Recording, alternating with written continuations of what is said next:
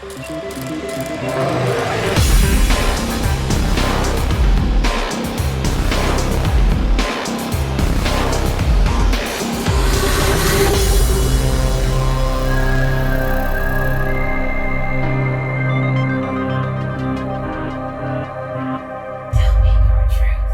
your Saturday going? It's going well. Yeah.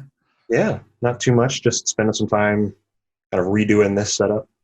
I borrowed the mic from my brother, and I got everything set up last night. I had a great little setup, and then I remembered that this only clamps to a desk. It's not a freestanding mic stand. So What kind of mic is it? it's a Blue Yeti podcasting mic of some sort. Nice. I have a. He started doing a kind of fitness podcast on his own, so he's been using this a lot. Likes it. So I have this Snowball Blue. Oh, yeah. Blue. I do have a Yeti, I think, but I gave that to my sister's fiance so he could do his gaming Yeah. stuff. What do you use?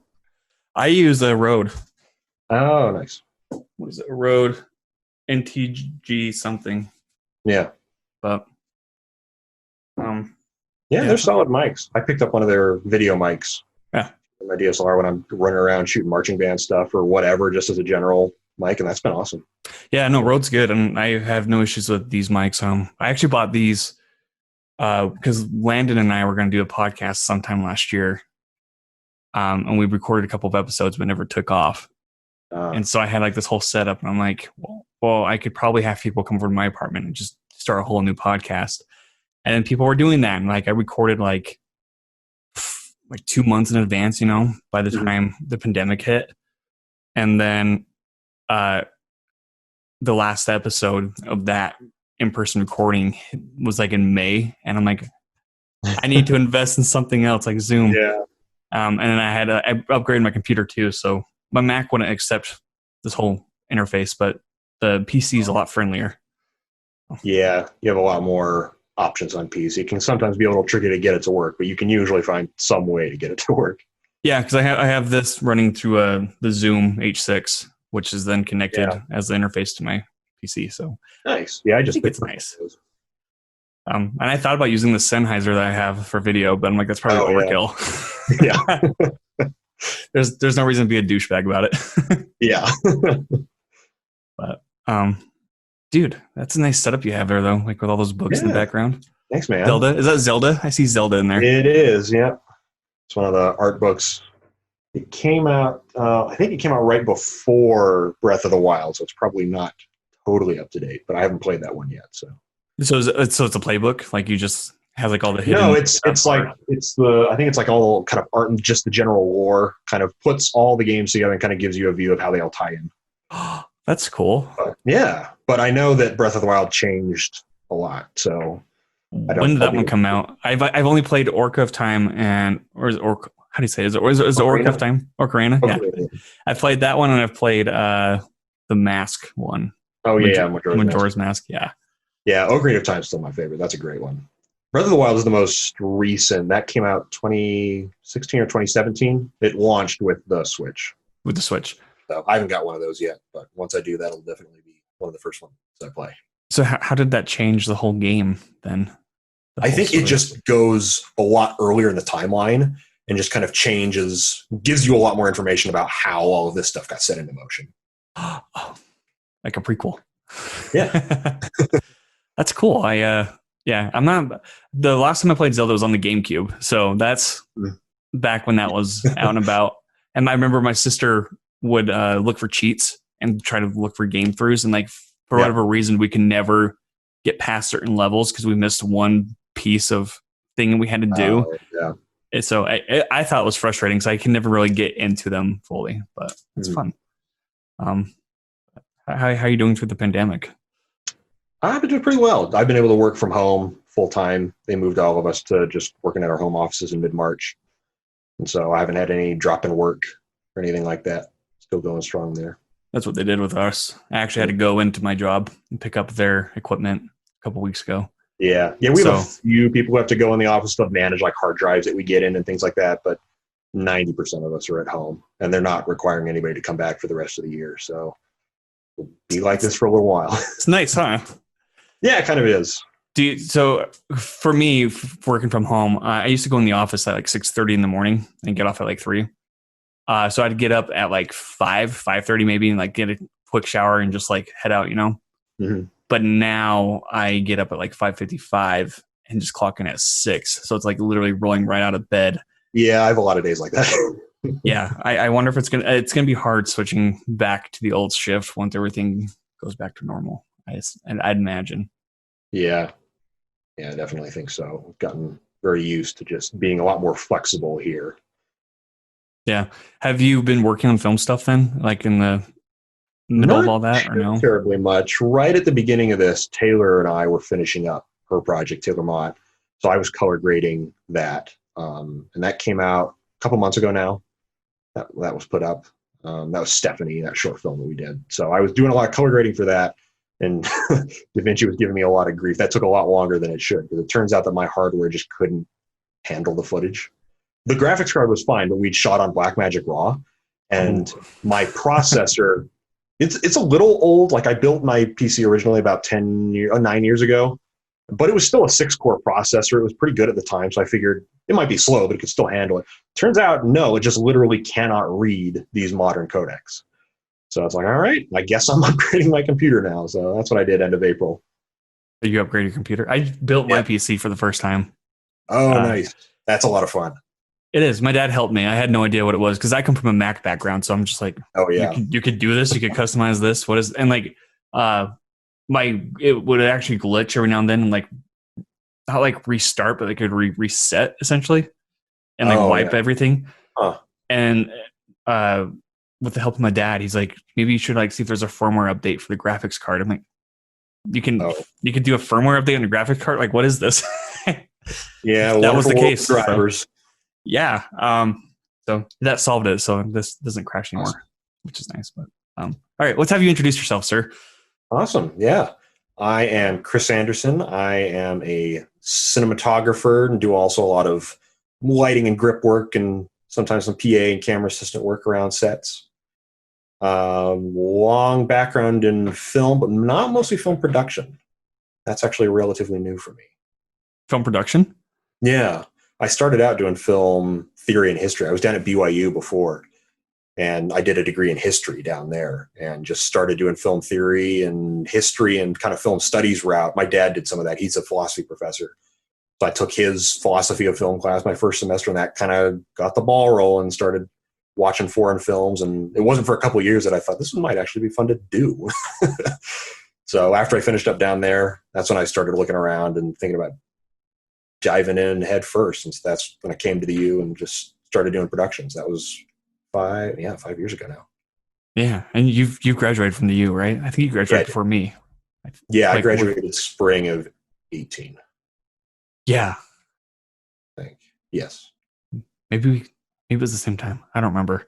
Can't remember. I I don't think, remember. yeah, I think we were a year off. Yeah, I don't remember. Film's fun though. I think there's this whole thing with like so like I've talked with people who have not gone to school for film at all. Like they've just you know dived right in and got into it. Mm-hmm. And there's a whole debate of like is film school worth it, right? Yeah. And I see why people don't think it is not like necessarily like needed, but like I think it's helped me at least, and maybe you like it shape how to look at films and how to analyze it and like use Yeah. certain stuff. Yeah. I'm definitely glad I had that background, looking at films analytically and learning some of the film history. But I can see that for some, I mean, if you're interested really in doing like some of the grip stuff for lighting stuff or just AC, some of the more technically minded positions, then you don't need a whole lot of background in that. It can still be useful, but you can just through the work experience, you can do a lot of that. But if you're looking to do more writing, directing, cinematography, it really helps to have this kind of bank of knowledge to look back on and have ideas for how people have approached these things in the past. So I've been very glad that I had that background of film studies first before I started doing production. So when did you get more into like the cinematography side of things then? I started getting interested in that when I was down at BYU.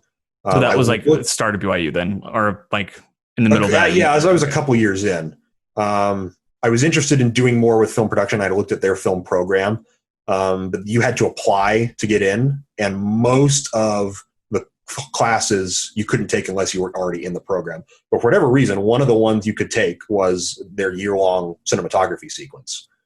So I jumped into that and started to get a little bit of hands-on stuff. It was definitely geared more towards the people who were in the program.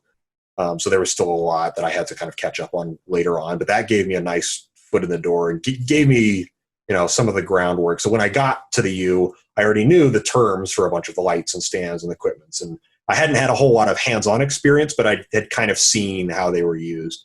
So that definitely got me looking more on the cinematography routes. By the time I started at the U, I knew going in that that's what I wanted to specialize in. See, I had no idea, because I knew for some background for the listeners, you and I shared some classes together, and you shot Knife Adventure.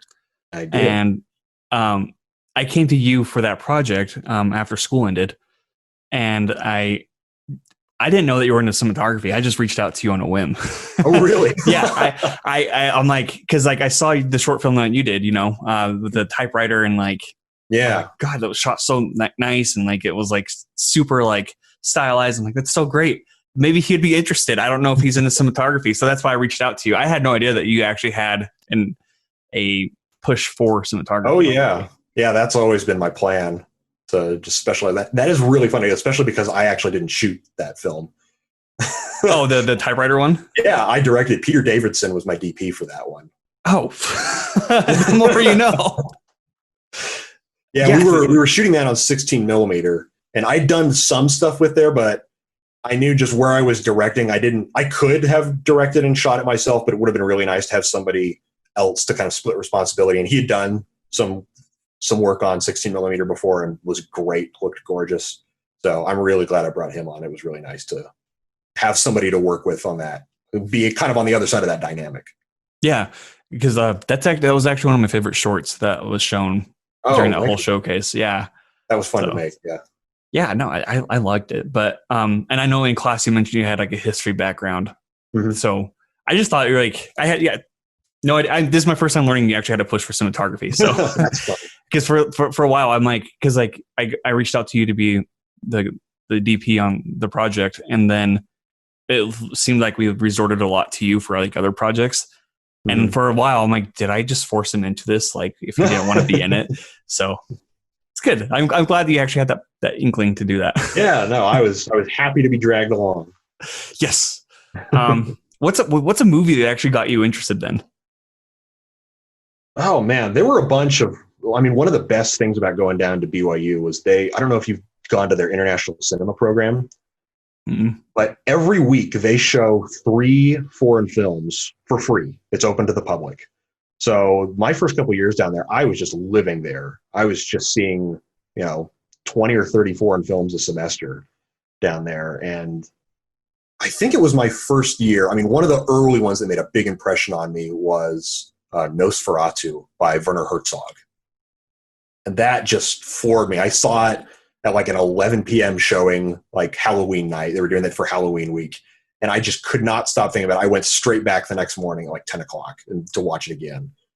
And I had never seen someone approach camera movement this way. It was really, you had this stylized lighting and these really strong compositions, but he's coming out of this kind of German New Wave tradition where the visuals are still really raw. There's an unfinished quality to them. And all of the camera movement is kind of handheld or shoulder rig. And so everything's kind of just a little bit unsteady. And that was a really impressive film. Some other early ones were, they did a week where they showed 3 by Fellini. They did, I think, Nights of Cabiria, and then La Dolce Vita, and 8.5. And I loved all of those and could not make heads or tails of them. I was watching it. It was the weirdest experience because I could tell that these were brilliant movies and I was watching a masterpiece. I had no idea what anything meant. It was just way above my level at that point. Because we watched 8.5. I think it was a film history class. Yeah, it was film history, and I remember so the thing with that class is there's some boring movies that I would take some naps in, because the way it's laid out is do lectures first and then show the movie, right? And when it's a huge auditorium, it's kind of hard to stay focused when you have so much stuff going on. But not for me, man. I love those classes. I got a kick out of it. That's good. For me, actually, so like I passed the last half of film history with like an A minus or B plus, Mhm. but the silent era to like 1950s or whatever, like I got like I think a C. Like, and I blame a lot of it like on the TA because like we had to write these papers and the TA was like I don't know. Anyways, so with 8.5, when they shared that, I was like so immersed into it. But at the same Yeah. time, I hated it because I thought it was so self indulgent because I couldn't figure it out. And I'm like, what are you trying to say? Like, just say it, you know? And then I revisited it last weekend Mhm. actually, because it's on HBO Max. Yeah. And dude, I loved it. Like, it was like a complete opposite viewing experience. And maybe it was the wine that kicked in, but like, I loved it. Like, Yeah, I watched that again up at the U. They show that in my film history class as well. And that had been the only other time I saw it. So that was like coming back, I don't know, 6 years later uh-huh. after I'd seen it. And I'd seen so many more films and started getting into the production. So yeah, when I saw this that second time, that it just floored me. I loved it. It was an incredible movie. And I wonder if there's like movies out there where like you have to have some sort of experience in the field to understand like Mm-hmm. the artistry behind it, you know? Yeah. Because film history, like you're not really having experience on the film sets necessarily, you know? Mm-hmm. So I don't know. That's an interesting observation though. I Yeah. like Fellini. Fellini's a nice filmmaker. That's Yeah, all he I'm is. gonna say. I need to watch more of his. I need to kind of revisit some of those early ones. Yeah, and you have Letterboxd, right? Do you have Letterboxd? I do. Yeah, I set one up recently. I haven't shared it yet, but I've started logging all the stuff I've been watching. Okay. Well, after we get off this talk, we Yeah. will talk about it. But if when you get the chance, you should follow Alexis on it because she watches like all the older Oh, Italian, really? French films. Yeah, Oh, nice. yeah. So she's my go-to classic person when I want to see like what classic films are out there that I could possibly watch. You know, the nice thing with Letterboxd is it shows you like where you can watch it. Oh, yeah, yeah. So it's nice. But um, yeah, Yeah, I've that's been super lucky with that because my dad has a big background in film studies. And he actually ran the international cinema program down at BYU for a while when I was growing up. So we have just boxes and boxes of DVDs downstairs. We've got like everything by Tarkovsky and a bunch of stuff from French New Wave and, just anything you want. Like we've got something there. So I really need to start. I've been looking through some of especially the French stuff. I've been watching some of that recently, and that's been a lot of fun. But there's so much there that I still need to dive into. well, it's interesting too. So, like a lot of people probably don't like the older films that are more artsy fartsy because like they are so abstract.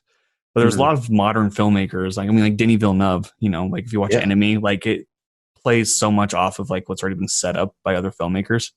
Mm-hmm. Um, but my one artsy fartsy filmmaker that I cannot, for the life of me, get behind. I've tried so much. I respect and I appreciate, but it's just like I can't do it personally. You know, is a David Lynch of all people. Oh, Lynch, yeah. I don't know that I've seen any of his movies. I saw the original Twin Peaks series.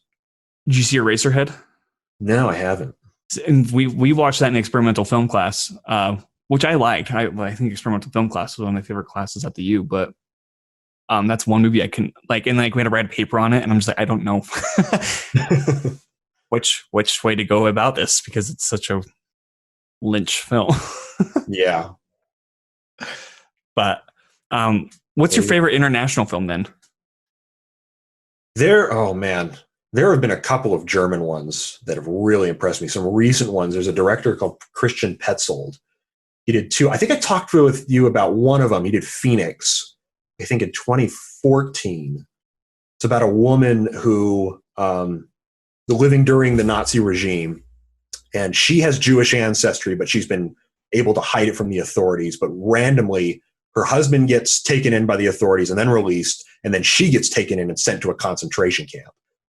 But she survives the war and is going back. But she had some sort of accident, and her face was really disfigured, so she had to get corrective surgery to reconstruct. Yeah. And that all went fine, but she doesn't look quite the way she did, and so she goes back trying to find her husband and ends up running into him randomly, and he doesn't recognize who she is.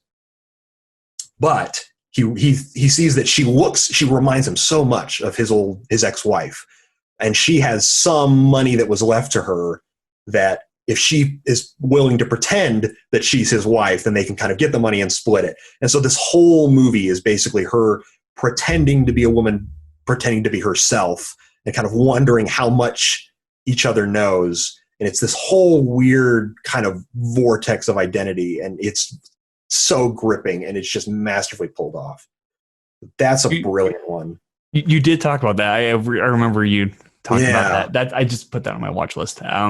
Yeah, that's amazing. That sounds fun. That sounds He really did fun. another one a year or two ago called Transit, which is very much in the kind of more European style, where it's very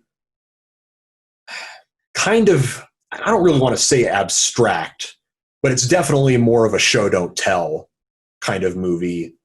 But it's a really weird kind of confluence. It's very Kafka-esque in a lot of ways. You have this guy who's kind of stuck in France in the lead up to a German invasion, but it's present day, and they never really say what the conflict is. But the interesting thing is that all of kind of the actions they do and the places they go, and even to some extent the costuming, is basically set up as if this was a film during the 40s. So it's like, what if we did a kind of 40s noir, kind of Casablanca style, where he's trying to get visa papers to get out of the country before the kind of wave of the invasion hits him. But it's kind of got this feel of an older style film, but it's all present day. And it's just kind of him trapped in this purgatory where he's like having to pretend to be, it's a lot of the same kind of themes of identity, where he's needing to pretend to be this other person to get out. And then that guy's wife kind of finds him, and like kind of them working together where he's trying to get her out, but she's waiting for her husband, even though he's kind of assumed his identity. It's a really crazy movie, but I think you would like that a lot. It's called Transit. It is on Amazon Prime. Is it? Oh, excellent. Apparently. Yeah, I know Phoenix have something to watch today. Yeah, Phoenix got a Criterion release recently, so I picked that up. Transit's a lot newer. So I don't subscribe to Criterion, but I'm very tempted to, and I feel like it's blasphemy to ask, like, should I? I don't subscribe to the streaming service. I've bought a bunch of their discs. Yeah. Yeah. So far, I mean, my dad has a ton of their stuff, and I've been collecting a bunch. So I haven't seen the need. I mean, there's so much of that I still need to get through that I haven't seen the need to go subscribe to that yet. But maybe at some point I will, but I have enough to watch already. Well, and then like I had the thought last night, like, what if like HBO and Criterion like team up? Because HBO has the TCM, the Turner Classic movies. So I'm like, why wouldn't you not add more? Yeah, Criterion's done some stuff like that in the past. They were on Hulu for a while. They had a deal with them so that you could watch all the Criterion stuff. Then that kind of fell apart, and they started their own. It was kind of a partnership thing with another company, but that went down, and now they've started their own channel. So they've kind of been back and forth between a couple of different streaming options. Because I know, do you listen to commentaries? Sometimes. I need to do it more. There's this one I saw on Twitter. It was like the Criterion release for Armageddon with like Bruce Willis and Ben Affleck. But Ben Affleck is the one doing the commentary. Oh, nice. And he's pointing out, he's telling a story about how he's pointing out like why do they need these drill people to go to space? And Michael Bay's like, just go with it. And like he's like trying to like I don't know. It was funny. I think commentaries are funny, and I think that's kind of the motto for Michael Bay movies. Probably, and Criterion has a lot of like special features too. Yeah, they do here. So I don't know. I like Criterion stuff. Mm-hmm. But I've noticed on your Facebook you've been watching some recent-ish movies like Interstellar. Yeah, some stuff that how was your revisit to Interstellar? Because you were so going back to that class, I know some people were talking shit on Interstellar, and I was baffled in that class. I'm like, what? Like, this movie's what? You guys can't talk crap on this. What are you doing? And so, seeing that you seem to enjoy it your second time around, what are your thoughts on your revisit? Oh, I loved it the first time around as well. First time, okay, yeah, yeah. Generally, I do really like Nolan. There was a very large contingent of that class of Nolan haters, and it seemed like it was me, you, and Walter We're like, no, he's great. Yes. Like, we're just like, what? How can you hate? What? Yeah. I don't know. That was baffling. Because I know people are like in that scene where she's like, maybe loves like the one thing that could, people are like, that's so stupid. I'm like, it's a cool concept. Like, what? Yeah. When I first saw it, I saw it at like the very start of the release date. I was actually really lucky. I got to see it on 35 millimeter. They did a really limited release on that. I had to go up to, there was only one theater here that was doing it. I think it was Jordan Landing, maybe somewhere around there. So I went up to see that, and it was gorgeous. I mean, just a fantastic print. And I loved it. And after that, I started hearing these people saying, oh, this dialogue was really awkward, and all of their explaining of quantum mechanics was ham-fisted. And I went back and watched it this time, and I thought, no, these scenes are great. They're paced really well. And once you, like, especially the Anne Hathaway scene where she's talking about love, once you place it in the context of the scene, it totally makes sense why she's doing it, and it's really powerful. I agree. I totally agree. Dude. And now they're doing it like they released it in IMAX again, and I saw that. That's where I saw it in IMAX. Yeah, so I saw that in IMAX like 5 times when it first came out. It was it's actually one of my favorite theatrical experiences, just because of how rumbling and boomy it was. Yeah, on the big screen. I don't know. So with Tenet coming out now, I don't know if you've heard about some of the reviews. I did. Well, I haven't seen the reviews. I saw that it's got a release date. It has a release date. There's early reviews out now, and I think it has like 85 on Rotten Tomatoes, if you care about that. But people on Twitter, because film Twitter is the worst, they're like, well, at least it's not lower than Interstellar. And I'm like, Interstellar is too low. Like, there's a reason for it to be at 72. So you can't have a happy medium with that. Are you going to go see that when it comes out, or are you going to wait a little while? I'll wait.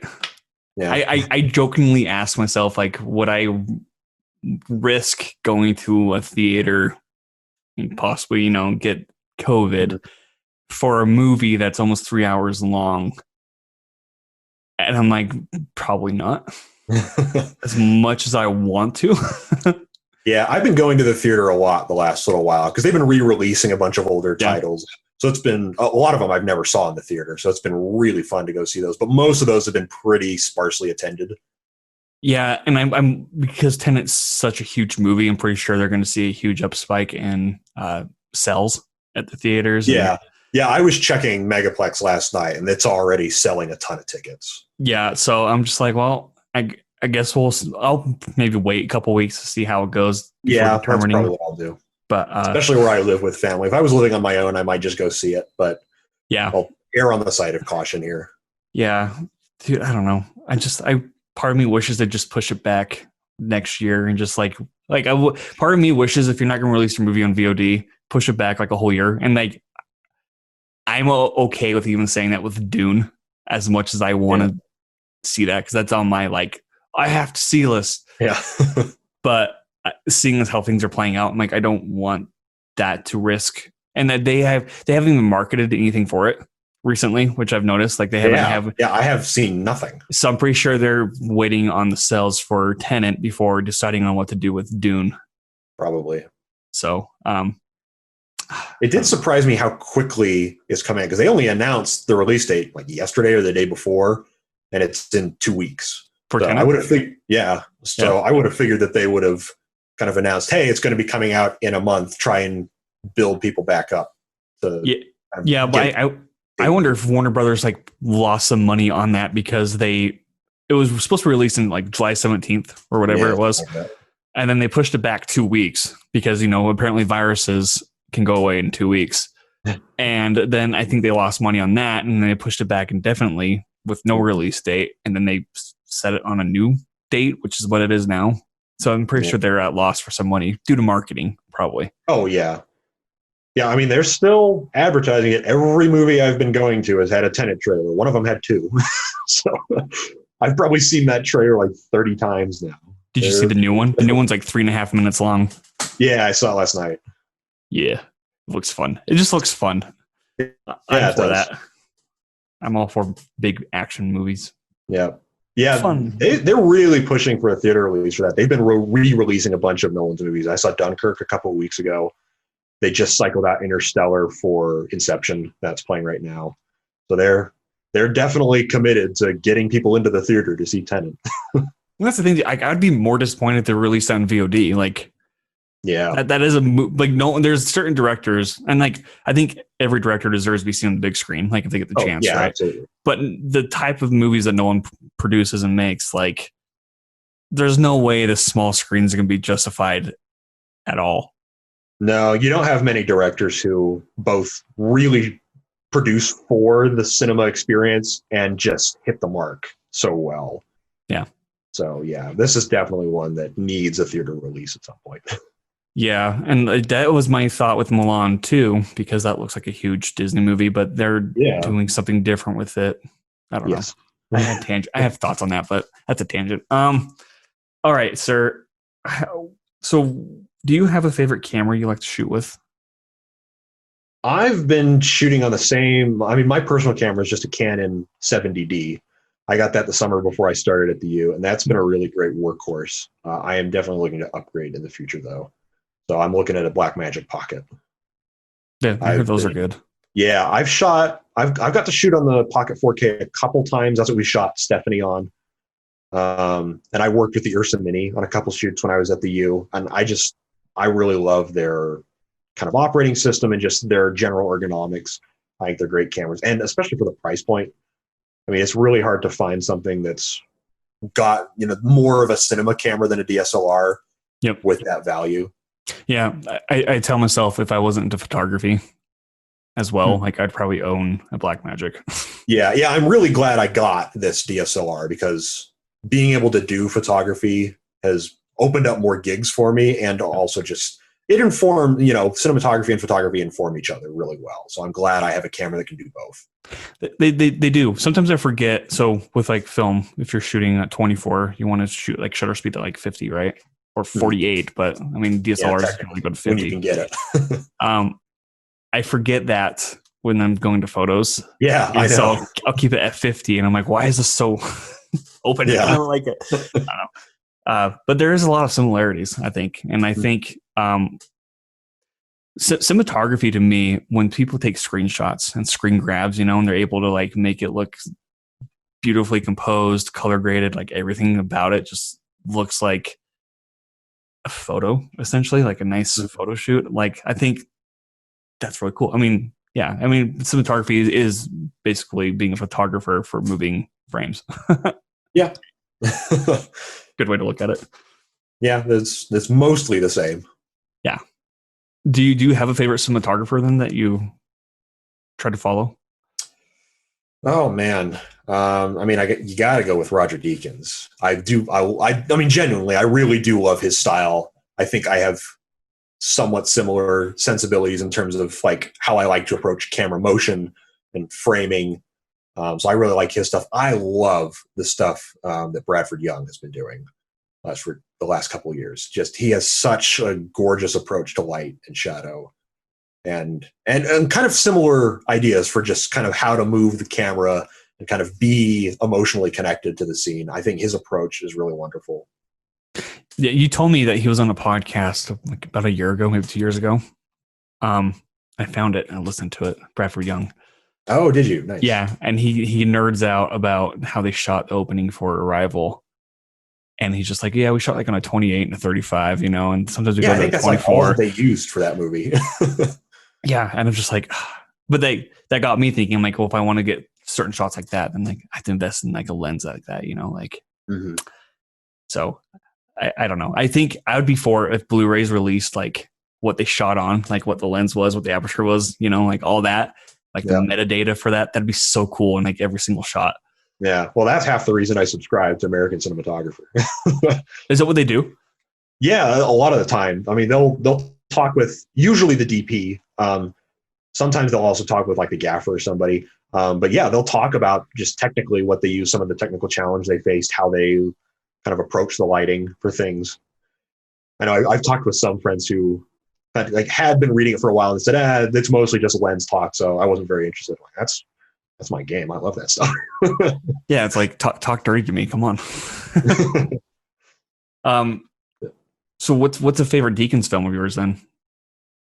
I really like some of his early Coen Brothers stuff. Nobody has seen the Hudsucker Proxy, and I think that is close to a perfect film. It is gorgeous. I mean, especially Deacon's work on that. It is just a masterclass in like modern art. Just these kind of compositional styles and framing styles is just gorgeous, and it's hilarious. I mean, I rarely find somebody outside of my immediate family who's watched that movie. So I don't know why it wasn't as popular, but that's a gorgeous one. That one and Oh Brother, Where Art Thou? I love Oh Brother. Love that movie. That's a fun movie overall. It's Yeah. just, do Coen Brothers have like a unique style to them? Yeah, they do. And I don't know if it's like they know the story very well and they know these characters very well. Mm-hmm. And like, it's like they like to reveal these complicated situations in the most simple way. Yeah. I don't know. I like them. It's kind of like they have kind of a similar approach with Wes Anderson, where it's like you take these characters that on their face are more than a little ridiculous in these scenarios that aren't really what you would encounter in real life, but still they kind of get to kind of something very human and very relatable in all of this stuff. Yeah. Well, it seems like they crossed over more than like one genre, you know, like they do dramas, they do thrillers, like No Country for Old Men, for example, like how there's no score in that at all. And it's very moody and dark. And it's completely opposite from Oh Brother, Where Art Thou, where it's kind of lighthearted and fun. So they're talented. I watched, was it Blood Simple? No, or what's it called? Yeah, Blood Simple. Blood Simple, yeah. I watched that for the first time. I think that's their first feature, if I think so. Correct. Yeah, their first couple I haven't seen. Blood Simple is pretty good. Nice. There's a lot of cool lighting stuff in there. I don't remember who's. I think the cinematographer is actually a turned director now, but yeah, just even then, like watching the earlier stuff, like it's like their groundwork of like, oh my gosh, you guys haven't really changed all that much. Like you still have like the quirky Coen-esque vibe to it, you know. Have you seen Raising Arizona? I have, yeah. Nicolas Cage, dude. That's been a long time since I've seen that. I need to go back. That is just hysterically funny. I love is it Frances McDormand? Is that her name? Yeah, Frances McDormand. Yeah. I love how she works a lot with him because she's married to Joel. Yeah, Joel. I always forget that. Yeah, no, she's married to Joel. I think Ethan's the older brother, but his wife is their editor. Oh, really? Okay. Yeah, if I am correct, yeah, I read that on Wikipedia. Who knows? Wikipedia could be wrong, but that's definitely what they're all about. But like with Frances, I really liked her in it's not a Coen Brother film, but it's the Three Billboards Outside Ebbing, Missouri. Yeah. And just watching her speech at the Oscars for that, like, and you just see like her husband sitting there, like he looks like a cousin of Tim Burton almost. Yeah, he kind of does. He has like the same dress style and like crazy hair. But do you like Tim Burton films, like cinematography wise? Yeah, I haven't seen too many of them, but I kind of like his style. I think he draws a lot from German expressionism. Yeah, it definitely seems that way. Especially watching like Nightmare Before Christmas, and I haven't seen all of Sleepy Hollow, but I've seen some scenes from it. And yeah, I mean, there's some of that that's ripped straight from Caligari or Nosferatu or any of that. Dude, you should watch Sleepy Hollow all the way through. Yeah, I need to. It's a good Halloween flick. Lubezki, who shot that one, and I always love his work. Who did? Emmanuel Lubezki. And he works with he's worked with Alfonso Cuarón and Iñárritu a lot. Yeah, he's good. Yeah. That's interesting that he shot that, though. That's a horror film. I don't think he's really that horror of a filmmaker. Yeah. More of these big ideas than like ketchup and blood. Yeah. Okay. So when you're looking for projects to work on, like, do you look for story specifically, or do you look for like more of the technical aspects before agreeing to come onto a project? I don't really look at the technical aspects before that hand. I kind of find that as part of the fun, is just seeing, once you get into it, seeing what your resources are and just kind of working within the limitations there, figuring out how you can be creative within the resources you've had. I've been really lucky on some projects where we've had access to some pretty good equipment, and then others we've just had to throw together pretty quick. And it's fun to be put in those situations where it's like, all right, we got 2 lights, that's it. So use them well. So I like that. The biggest thing that I look for when working with people is just how I get along with the people. I mean, if I've got a good working relationship with somebody, then I can work on anything. I don't really care what it is. Obviously, the story is important. It's definitely a lot better to work on a project where there's been a lot of thought put into the script and there's really clear communication back and forth about what you want to communicate and draw out of that film. But I mean, I've done a lot of projects that are kind of out of my element genre-wise or stylistically, that still were a lot of fun to work on and turned out well just because I was able to get along with the people and everybody was there working hard and just communicating well with each other and just fun to work with. Is there a certain genre you like to shoot the most? I don't know. I like the challenge of comedy.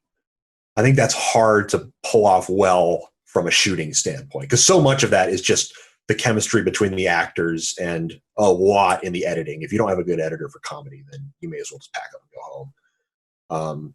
But there's a surprising amount that you can do shooting wise to help bring out some of the comedy in that. And I like that challenge. You have to be a lot more subtle with your work in that one. You can be a little more when you're shooting a drama or kind of a more action oriented piece. You can be a lot more daring with the lighting or the camera moves.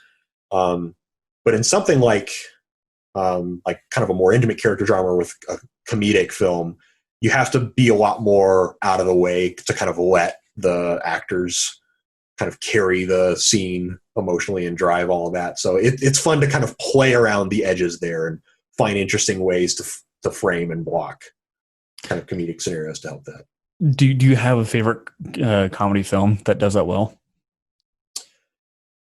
I really like Wes Anderson's style. I mean, so much of that is just kind of, I mean, he has this kind of dollhouse approach where you just kind of set the scene and just kind of let little things play out in it. I think that's really fun for comedy.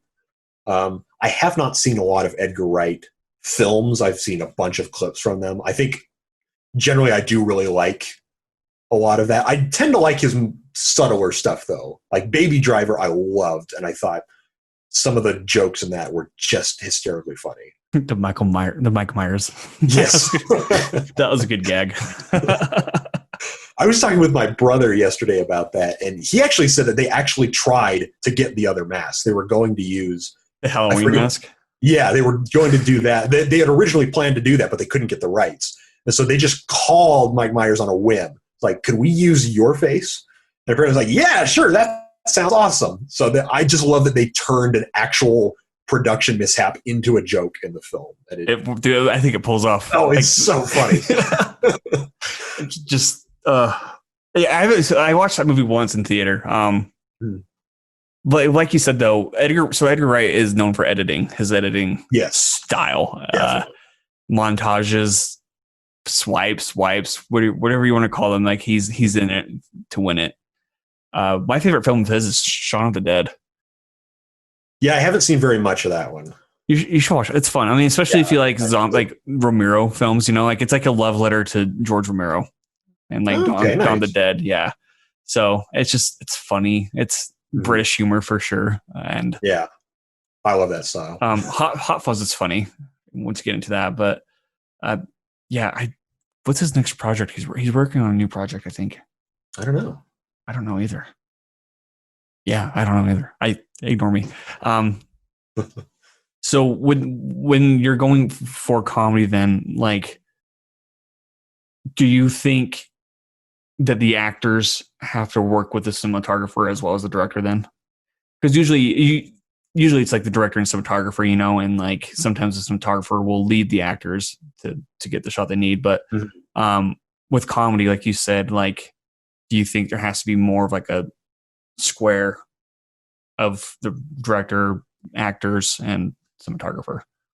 Yeah, I think so. I think that's one of those scenarios where you really need to rely heavily on blocking.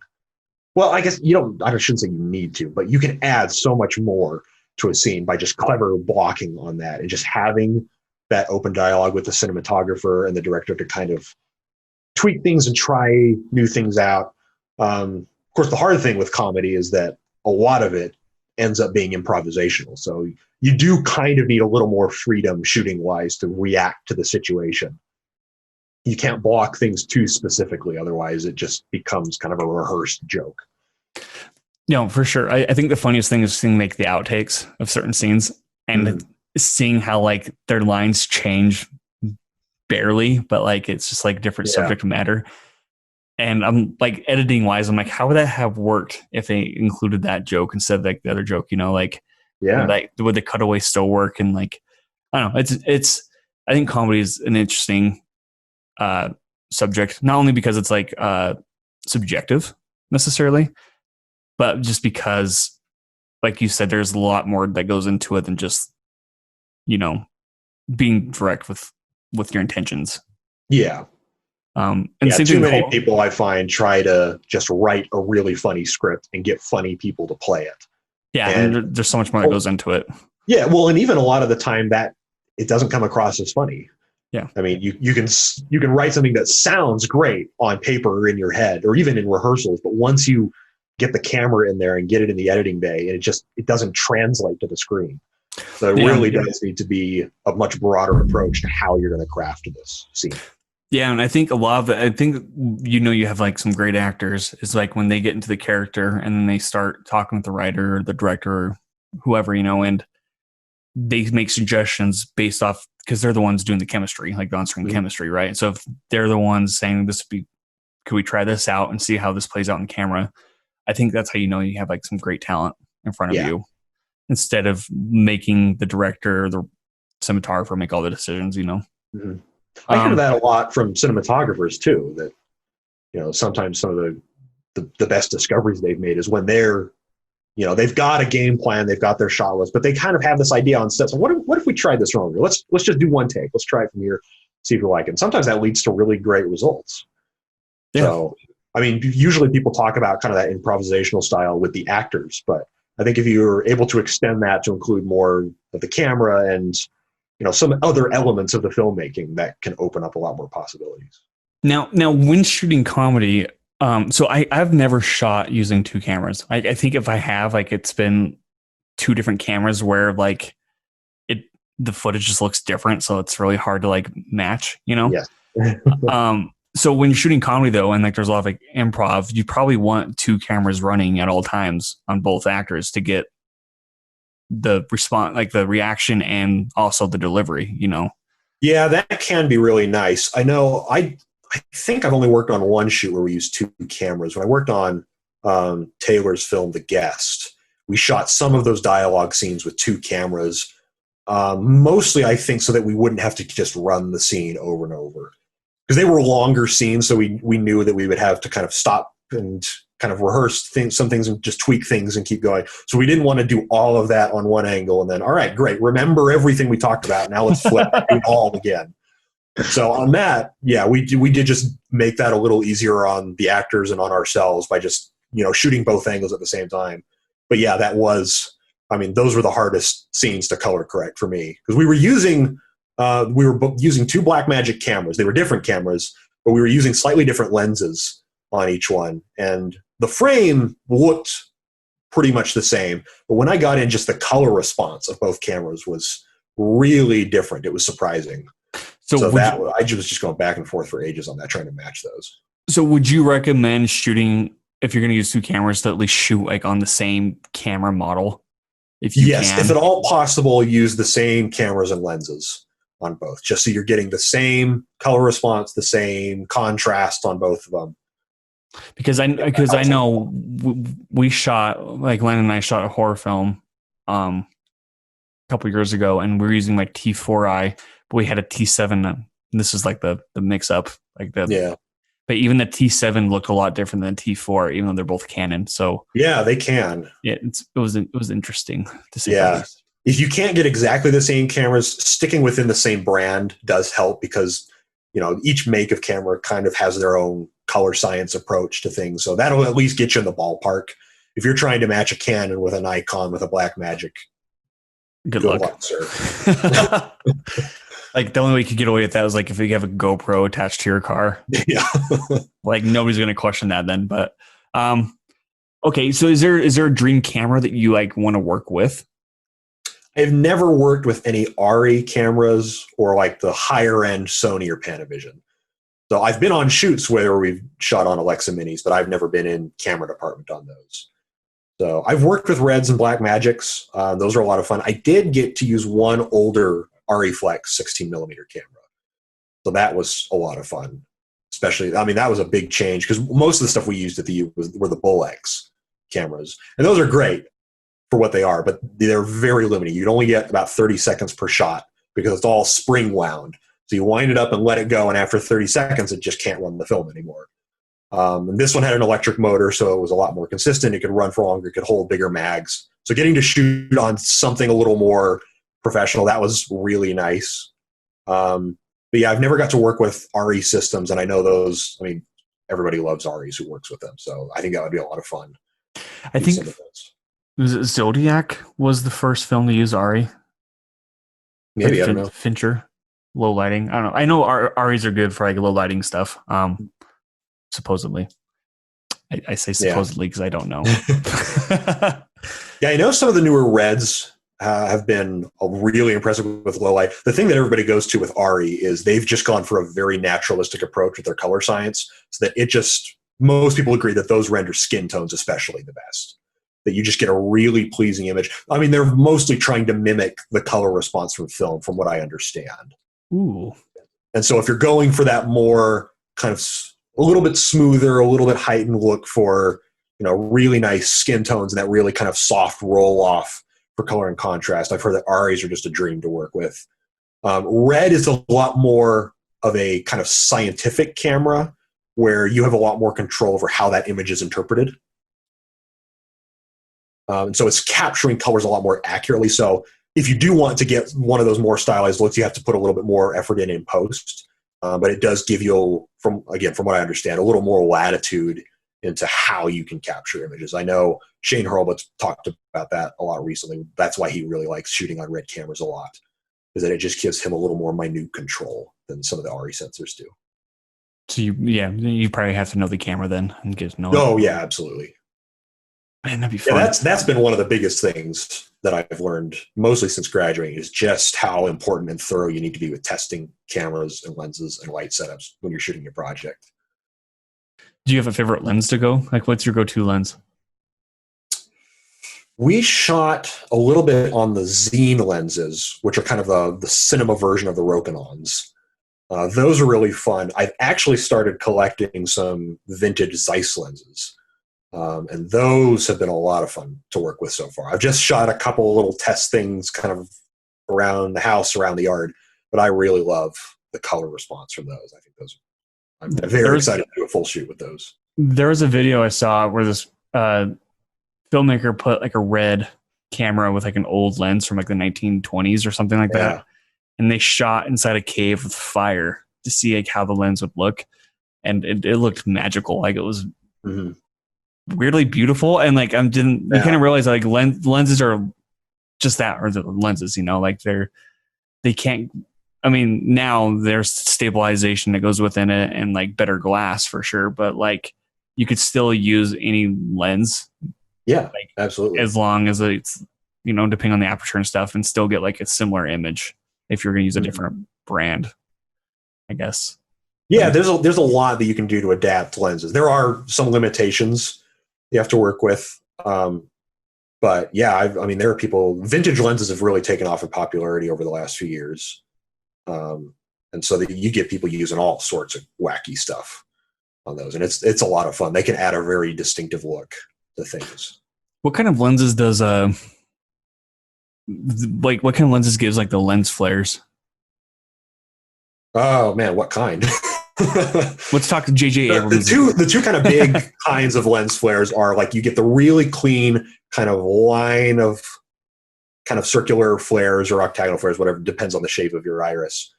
So you can get either really clear lines, or you can get these ones that are just like this big kind of wash through the frame. I was on one shoot where they used some Kawa anamorphic lenses, and those just like you got kind of this starburst wash through the whole image. Just gorgeous. Definitely a very stylistic approach, though. It can be very distracting if you're doing more narrative stuff. But this was a commercial project, and they wanted kind of a more otherworldly feel. So that kind of thing looked gorgeous. I know for narrative work, most DPs tend to like the cleaner flares or no flares at all. I know that's one of Roger Deakins' big things is he doesn't use vintage lenses. He uses the latest and greatest Arri and Zeiss glass, just something that'll give him a very nice, clean image, really smooth contrast, no flares. Just wants to get a very kind of naturalistic how you would see it. He doesn't want you to kind of have that artifice from the glass. Do you think 1917, for example, like during that whole fire scene, is it in the middle? I don't remember where it was at in the film, but do you think that could have benefited from just some lens flares here and there, like when the camera's panning around? I don't know. I kind of like it as is. I know you. I think you and Justice are like my two friends on Facebook who like absolutely love that movie. Oh yeah, yeah. I saw that a bunch of times in theaters. I really did love that one. I thought that was great. I need to rewatch it. I almost cried in the theater at the end. Not like a sad cry, but I kind of like it was a very emotional scene. It's like when he's running across the field and like all the explosions are going on because the music was at its peak. And I'm like, this is powerful. That's a great scene. like just talk about it gives me goosebumps, But I don't know, man. I think cinematographers are interesting people. Chris, you're an interesting guy, dude. Yeah, it was interesting. I'm kind of talking about clean lenses. I don't know if you're familiar with Christopher Probst. He works with David Fincher on some stuff. He was shooting at least some of the stuff, maybe all of the stuff from Mindhunter.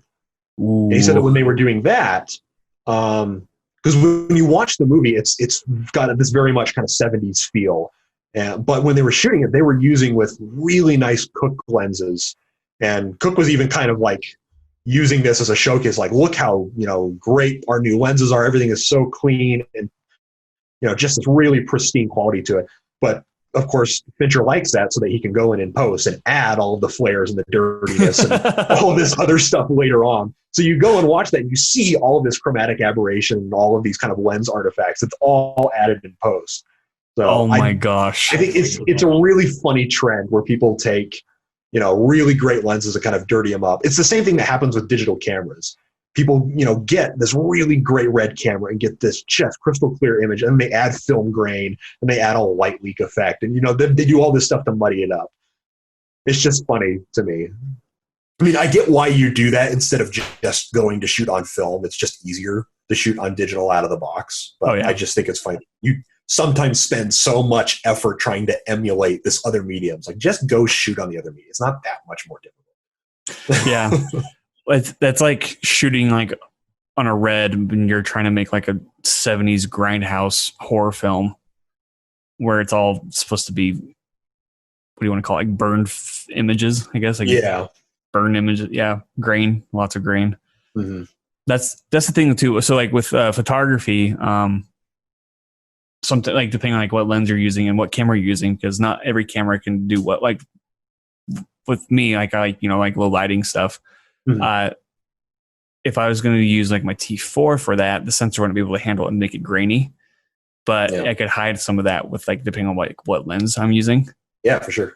So it's nice. I don't know. There's a lot of tricks and tricks and stuff. Then you get into the whole world of filters in front of the lens and filters and nets behind the lens, and you can just do all sorts of crazy stuff. It's fun, dude. I love. I seriously, like when you include like filters or nets or like even lens whacking. Like we played with lens whacking on one project.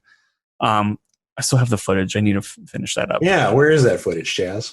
It's on my Mac. Fun fact. I thought it was on my external. Like I thought I transferred it. I did not. So I had to plug in my Mac and re-get stuff off. I told Carly I would. I promised her. But even with that, though, like watching all the stuff behind the scenes, like on YouTube or whatever, seeing how they pull that off, like I think it's so cool. And like seeing like especially like when it's like a side by side. So like here's the outcome, but here's the action of us doing it, and just seeing how simple it is. And it looks so complicated on the outcome, but it's like the most simple approach. Yeah. I love it. Simplicity at its finest. Yeah. Yeah. There's definitely kind of a mental barrier of entry to a lot of cinematography stuff where, I mean, you just see all these lights and this camera with all these cables and antennas coming off and the rig. And you think, man, it must just take all this people and all of these years of experience to pull off this stuff. When really what they're usually doing is pretty straightforward. It's just, there is kind of that high barrier to entry where you really need to understand what's going on with the camera and how the lens is interacting with the lights and, all of this other stuff that you need to study. But like the actual techniques themselves are usually pretty darn simple. Yeah, because like all the cables and stuff, I mean, that's usually for like batteries and for monitors, transmitters. Like once you right? actually start kind of looking at it, it's like, oh, okay, they're just powering it from an external battery. So you need a cable for that. You've got the wireless transmitter for the follow focus. You've got a cable for that, and a wireless transmitter for the video, and you got a cable for that. And there's the rig. Okay, I see what they're doing. Yeah, and if you're doing like a documentary setup, it's like usually like the sound is like attached to it too, like the external. Yeah, dude, cameras they can look so clusterfucked with cables and all this gadgets, even though it's just none of it's doing anything for the camera except maybe batteries. I mean, literally that's probably the only thing that some of those cables are doing. But other than that, everything else is for like all this extra stuff that's like off screen. Yeah, most of it's for the client monitor, for the AC pulling wirelessly, and all of this other stuff. Yeah, I think that's funny. That's a good point. But it'd be kind of fun, like, because I haven't worked on a set that's been like that chaotic before. It'd be really fun to actually get to that level of like seeing all the cords everywhere. You're just like, yep, just another day at work. People are like, oh, you're working hard. That's been one of the fun things. Yeah, that's been nice about working more on the grip and electric side, is that I can kind of observe what the camera department's doing, especially on smaller shoots where I'm usually standing like right by the camera so that I can just fly in a flag or, adjust a light over here or something. Everything's usually pretty close knit. So yeah, I've had a lot of chances to just kind of look at camera department and see what the first AC is doing. And, when something goes down, what is he tweaking with to fix it? And, just seeing kind of how all of these systems interact. That's been really nice to be able to still be involved with the production side of things, but be able to be a little bit distanced from the camera stuff specifically. I agree. That's just the being on set in general will give you that opportunity to see all that and play. Oh yeah, absolutely. Is there like a dream project that you want to work on then? I would love to do some sort of period piece or war movie. I mean, going back to the history stuff, that's kind of my roots. I was originally going to go on to grad school to probably do military history. I mean, that was a big interest of mine as I was younger. But yeah, just growing up, I always loved watching kind of these more historical movies and war movies, and just I think it's such an interesting approach, and you have so many fun choices there to kind of try to, whether you want to kind of go back and like use 70s lenses to portray a 70s film, or take a more stylized approach, or like go the other route and like show something from the 1800s with modern glass and modern lights and kind of show it as you would see it rather than as kind of how we picture it culturally. I think there are just so many interesting stylistic, artistic choices that go into something like that I think that would be a lot of fun to work on a big project like that where you really get to sink into it. Do you have like a favorite war story? Man, I always go back to Saving Private Ryan. That's still the gold standard for me. I mean, just on a technical level, it is so masterfully shot. But every time I watch it, just the story and the characters come through, and it does a really amazing job of being technically a war movie, but being about so much more. I mean, that was one thing that's kind of fun about a lot of the older kind of 60s, 70s war movies, is it is just kind of a depiction of the battle. And that's kind of fun to see how they do that. But it's been really cool to see a lot more of the movies recently take a more character-driven approach, like 1917. Yeah. Where, it was a World War I movie, but you don't really see that much of the war or the front. I mean, you're kind of picking a quiet period in there and really getting into the heads of these people who were living in this. day in, day out. I think that's really fun. I don't know if you saw Hacksaw Ridge. I did. Mel I Gibson. didn't Yeah. see that in the theater because Mel Gibson's like one of those directors who just pushes stuff, Oh yeah. and I thought it was going to be glorified. So I finally caught it on home video, and I regret not seeing it in theater. Ultimately, like I Yeah, thought that was a very I love powerful that one. film. I thought it was very good. That was Yeah, brutal. That was definitely in kind graphic. of the older tradition of like Sergeant York and some of those older films that were kind of dealing with the more personal relationship to, how do I kind of be a soldier honorably, or stay true to what I think is just. I thought that film handled that really well. Yeah, and it was just so graphic though. I was just like, Yeah, it was. people are like Saving Private Ryan's brutal. I'm like, just watch Hacksaw Ridge then. Yeah. I mean, the fact that they're using like dead bodies, to shield themselves from bullets, and I'm just like, Jesus, like, I can't. Yeah. The one thing, like, so my grandpa walked out of Saving Private Ryan apparently when that first came out, and because he was a World War II vet, and he said the one thing that movie will never, or just movies in general, like war movies, will never be able to capture is the smell. Yeah. And he's like, there's like blood smells. There's a sea salt that smells. There's the smoke and the gunpowder, like all that mixed and burning flesh. Like Yeah. just like, huh. That's horrifying. Yeah, I've been studying the First World War a lot more the last couple of years, and that's something that comes up over and over again in all the soldiers' accounts, is that you just cannot get away from the smell. That, yeah, like even decades later, they can still think back and just know exactly, just like you'll just smell one thing and it'll just take you right back. It was just, I mean, you read the accounts of the guys who were in these scenarios, and it's like, especially with Hacksaw Ridge, like you look at the Pacific Theater, and I mean, that was just hell to live through. Yeah. And yeah, I think it is rough to kind of see some of these movies that show it a lot more viscerally.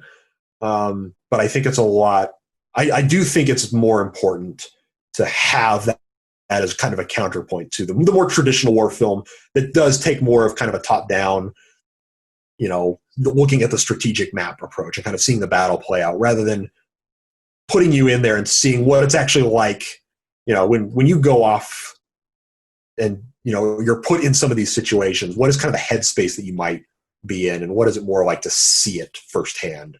Yeah. Rather than to just kind of know about, in more abstract terms, what happened. Yeah. Did you watch Peter Jackson's World War I film that he kind of? Yes. They shall not grow old. Yeah. Yes. So I saw that in the theater, and I thought that was really cool how that was well amazing. put together that was. And yeah, but the thing I found interesting about that is there is no footage from No Man's Land at all. And I'm like, granted, it's probably because like there's no survivors that ever go there, but they got me thinking, like, if they ever make like a World War I film, would they be able to like show how brutal that? Because like it's all stories and concepts, like we have an idea of how hard it was, but like that's actually like one thing I'd be maybe interested in seeing is like a different take on the No Man's Land and like how actual hell that is, like literal hell. Because like the fact that they have no footage in that movie, like I'm like, there's probably no footage to exist. So like you have to work even harder with historians if you're going to go that route, and firsthand accounts, and that'd be brutal. Yeah, That'd that's one of the big film. challenges with any sort of kind of historical period piece, is that prior to 100 years ago, you're relying on secondhand sources. Yeah. For a lot of this stuff. I mean, you don't have. I mean, the Civil War was the first one where we really had photographs of a lot of what was going on, but you don't get the film footage. And so, I mean, I know a lot of people you can refer to kind of paintings or portraits or kind of firsthand accounts, but even some of those were done decades after the fact. So there's always some level of reconstruction going on. Yeah. So it can require a lot of research digging into the sources. And it can be a real challenge because, I mean, one of the big problems you run into when doing research is finding out just how much you don't know and probably can't know. So there's a lot of it where you just have to kind of get this general picture and just kind of go off what seems reasonable or what kind of meshes with other accounts. So it can be really hard to dial that in. My favorite historical movies are ones like in the medieval.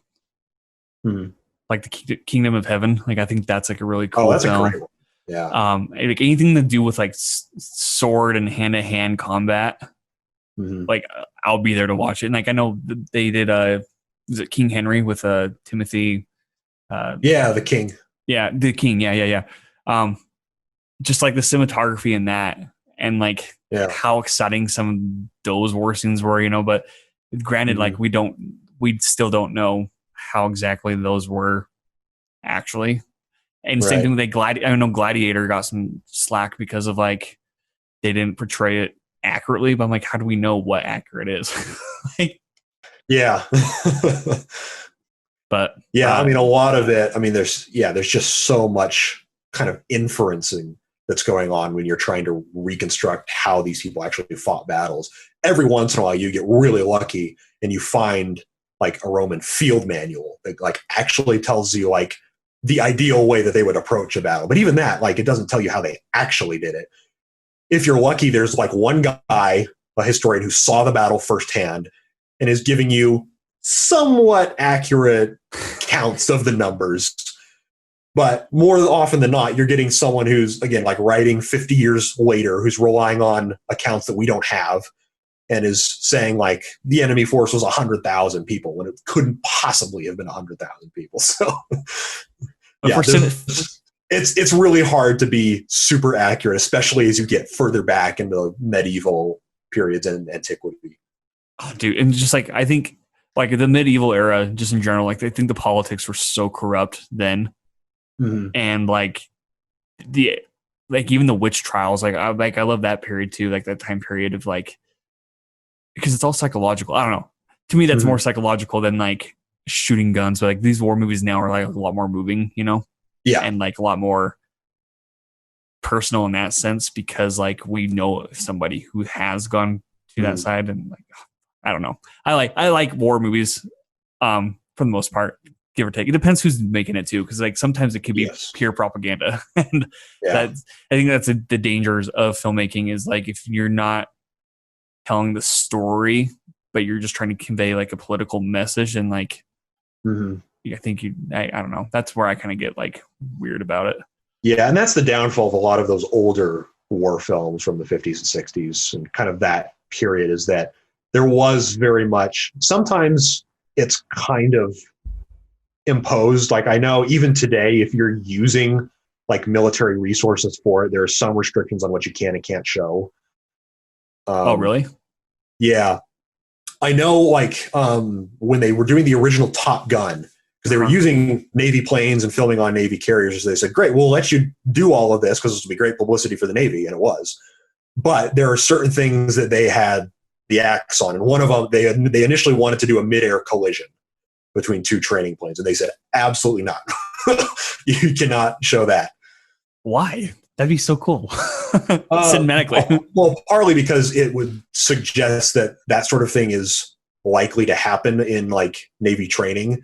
And there was a lot of that where like they were flying way lower than they actually would in training. And like the jets were a lot closer. They were doing things that like in standard procedure wouldn't do. So there was kind of a heightened, they were being a little more risky and careless than like actual procedures would usually allow them to do.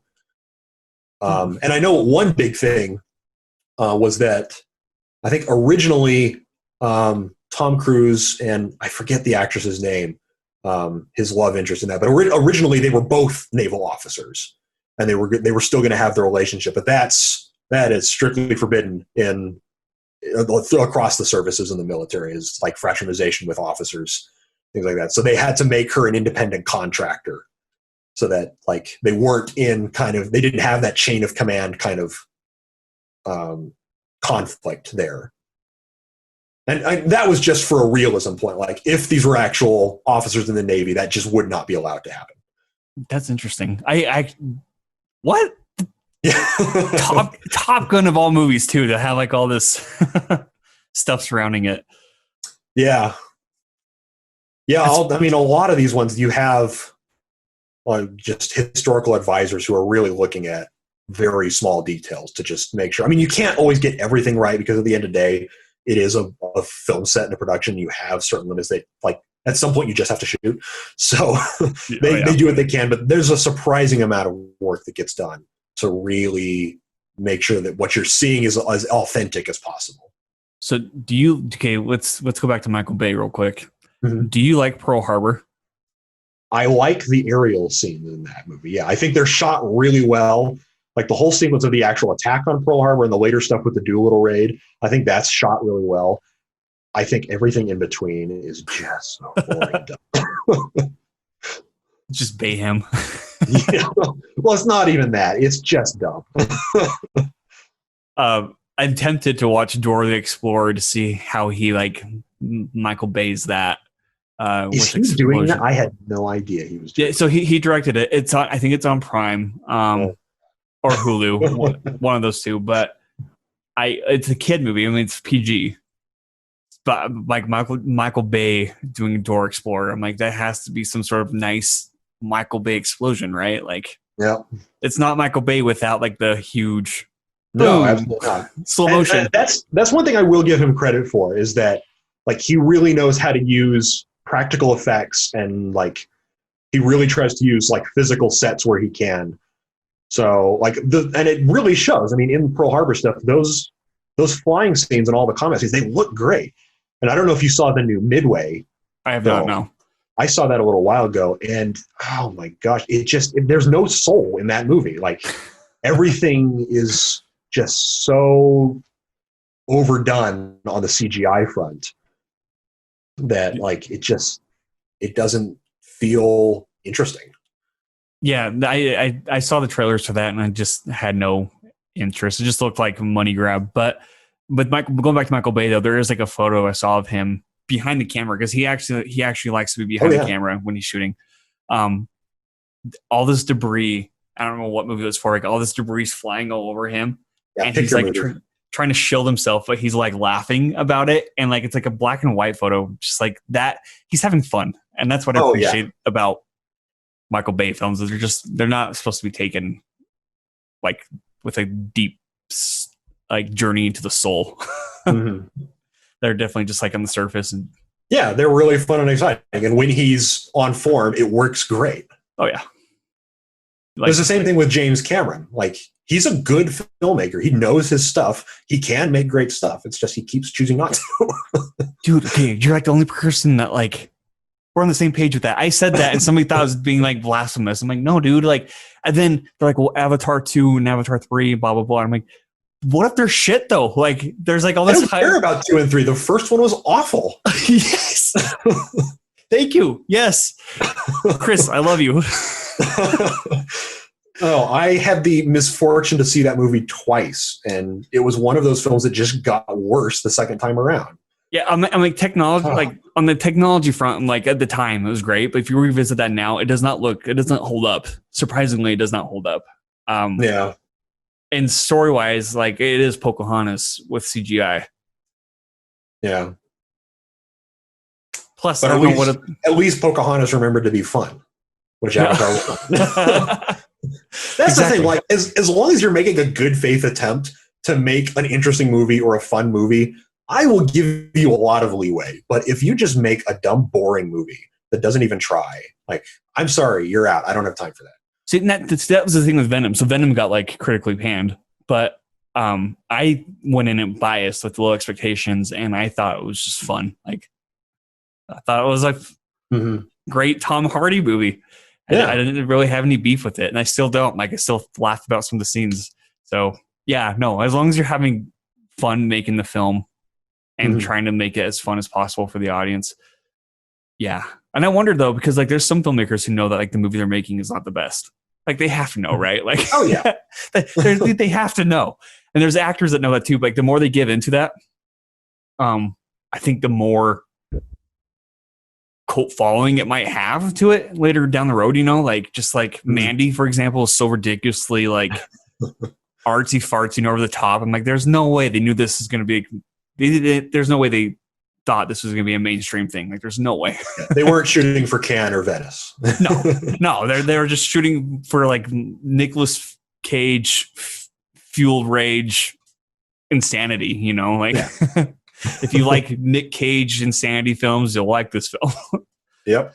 But okay, what do you have any fears then going into cinematography? Like, because obviously it seems like your projects are getting bigger and bigger, and more complicated with Mm-hmm.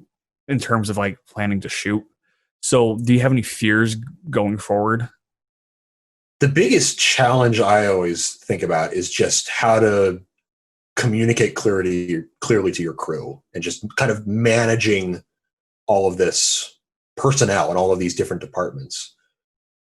Um, there were a couple cinematographers actually that I've heard from who described being a DP as being a general, where like you have to have this very clear understanding of what the film is going to be and the technical requirements and just those raw skills that you need, but you also need to be able to communicate to people and run and manage all of these teams. And that's definitely the biggest challenge I see moving forward, because most of the stuff I've done has been me. Maybe I've got one or two people helping me. But even just having one or two other people who are now coming to you saying, all right, I'm here to work for you. What do you want me to do? Like, I need to really know what the lighting plan is. I need to know exactly what our day looks like and be able to tell them what I'm thinking and what I'm seeing, so that they can bring stuff to the table and that they can, do things with the lighting that I wouldn't be able to do otherwise. Or, whoever it is that I'm working with, whether it's lighting department or camera department, or we're talking across departments. There's a lot of back and forth that goes between the cinematographers and locations and art direction and makeup and hair. And so just getting more experience working with those people and knowing what I need to do kind of beforehand and on set to really make both of our lives easier. I think that's the biggest challenge I see moving forward. Yeah, dude, that'd be intimidating. I mean, like, because like directing, like you're directing departments and telling the cinematographer what they see, and I mean they have to communicate more with the talent more than like the technical side. Mm-hmm. I think as technical as they can get is probably just talking with the DP and the first AD and like their small group, and then they go out and talk with like visual effects, even like in post and the editor. But that's all down the line. That's not like well on the set. Increasingly, it's not that down the line. Oh, with like the virtual screens and stuff. Yeah, virtual production is really taking off. Mandalorian. Just the power of pre-visualization, though. I mean, it was a pretty big barrier even 10 years ago to be able to, bring a computer setup on set and be able to kind of generate a rudimentary 3D skeleton of what the scene is going to look like. That's but so cool. Things have gotten so powerful now that you can do a lot more of that in real time. I mean, you can have DITs on set who are basically color grading the dailies as you get them. So like they don't go out to the lab and you see them the next day. They're color grading them now, and you're going to watch them at lunch. Dude, that's so exciting. That's exciting. It's very exciting, but it just brings a whole new level of like, you really need to be well prepared when you jump into the project, and you need to think about these things a lot more. And I think that's one of the big challenges moving forward, especially on smaller shoots, is that that's always kind of been the realm of the cinematographer. Right. And like the director will kind of catch up to that once we get into post. And then we'll have time to sit down and coordinate with VFX and coordinate with color and sound and all of that. But now there's a lot more where like the director needs to know what's going on. Art department needs to know what's going on. Costuming needs to know what they need to have and, what's going to be added later. I mean, all the stuff with Avengers, with Endgame, I mean, most of those costumes were added in VFX. I saw that. Dude, I think that's weird that it's added. Like it might be a time thing, so like they don't. I think the big thing is that like they didn't have the costumes ready. Like they had changed the design fairly close to when they were shooting, and they just didn't have time to get the mock-ups done and produced. But I think visual effects wise, I think it looked. I think they look like real costumes. Yeah, like, they look great. I had no idea until like the BTS stuff came out, but doesn't that excite you? Like hearing like all the stuff that has to go into it, dude. That gives me goosebumps. I'm like, yeah, let's do it. Well, and because the tech has caught up so fast, the barrier to entry for that, I keep going back to this, but I mean, it just gets lower and lower. I mean, I know you follow this stuff with Cinetracer, but I don't know if you follow Matt Workman just on general social media stuff. But like, He has his own virtual production rig. He just has like a VR controller just strapped to a shoulder rig, and that's his VR camera. And you build a PC, you invest a couple $1,000s in really good PC hardware, and you've got a virtual setup. I mean, it's not going to be the greatest in the world, but it's enough to do the job. It's doable. And yeah, I mean, I mean, some of the shoots I was working on as a PA early on, I was working with DPs who the only way to really get work was to buy a red camera. So they were shelling out 30 grand, and they were making it back through rentals and work over a period of years. But that's what you had to do to get started on big projects. I can buy a Blackmagic Pocket for $1,300, and I'm shooting 4K in RAW with 10-bit color. I mean, I bought this camera 5 years ago, and it was a fairly new camera then, and it's not even close. Yeah. So, I mean, just all of that is so much easier to get into now. It's really cool and exciting. Dude, I think it's very exciting. And I think now with quarantine going on, like artists being kind of secluded, I'm curious to see like what stories actually come out from this little break, essentially, because there's people in their rooms writing these scripts and or like storyboarding these cool ideas, or like piecing together something that's going to be even greater for this whole decade. Is essentially, like that's exciting. Oh yeah, and technology's ever changing, like you said, and like I had no idea that like people are more going towards virtual stuff. I knew like with Mandalorian they were, but I mean it's Disney, so I like figured. But I mean, that's exciting. I think it's exciting, and like it excites me to like share this with you. Yeah. Well, I remember looking at some of the going back a bit, looking at some of the behind the scenes stuff for Spectre, was shot by Hoyt van Hoytema. And I don't know if you remember, they had kind of that mountaintop clinic that was kind of up in the snow caps. And they had these like big kind of exterior shots of this against the background. And for some of those scenes, all of that was synthetic. I can show you some. I don't know if you saw some of the pictures. American Cinematographer did a feature on that when it came out. And it's basically just this giant translucent screen that wraps around the set, backlit by hundreds and hundreds of light panels. And that's it. And that's, And now you can just do that with a virtual screen. I mean, imagine how much time and money can be saved once this technology matures a little bit. And you can do this with projectors or with displays. I mean, something like that. You can still have all the benefits of shooting, like having that as a physical space, but it doesn't take you a month to pre-rig it. It's exciting to, like going back to like Avatar, for example, how that technology was like its peak at the time, right? Yeah. And now, like if you look at like last year or whenever the Avengers movie came out, and how they CGI'd all those costumes, and that looks a lot sharper and better than Avatar, for sure. Yeah, definitely. Like it's only going to be like increased upon, like going forward. Like you can only increase the level of like how great something looks, going forward. And so I don't know how things are going to look in 10 years. Like, I don't know, dude. But then you have filmmakers like Christopher Nolan and Interstellar, where he uses models instead of CGI to like 2001 Space Odyssey status, showing stuff docking in space. But I mean, the great thing is that, I mean, both of those techniques can work together beautifully. I mean, there's no reason you can't use both. Blade Runner 2049 was a great example of this, where they used a lot of physical models and miniatures and then kind of used digital extension when they could to add to these physical spaces. Yeah, because I know with this scene with Ryan Gosling in the hotel where he meets Harrison Ford, like some of the BTS stuff, like it's him standing there, but there's like a green screen behind him. I'm like, why do you need a green screen there? And then it shows the finished image of the hallway going on. And I'm just like, oh my God, like it's all pre-planned. Like they had that in mind from the get-go, like, dude, Denis Villeneuve. Well, like I know, like the whole, like the big police precinct tower they had there, that was a physical model. And being able to have that as a model, so you can get the parallax on the camera, you can actually light it and see how the light would actually play on it. That saves you so much work trying to emulate that in post. Yeah, I think, and then you can incorporate all the CG work around it. I think working with models would be so fun. Yeah. Especially because, like, I mean, if you watch like old like Star Wars, like A New Hope or Empire Strikes Back, and how they have these models built and like the cameras just going in between like these huge Yeah. toys, essentially. Yeah. Even the prequels used a lot of The model work. prequels did too. Yeah.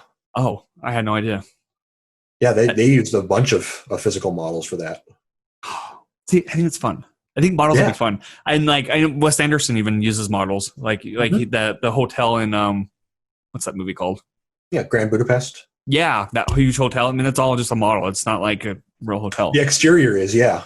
I think it's great. They just built a full model. And even Nolan, like they had a bunch of physical stuff on Interstellar, but then, it's one of the great things about these great filmmakers is they know where to use the models and where to let CG kind of take over. And all the stuff with the wormhole and the black hole and like using these really clever, innovative modeling techniques to get that you couldn't do with physical, practical filmmaking. I love it. That's a great sequence. Yes, it is.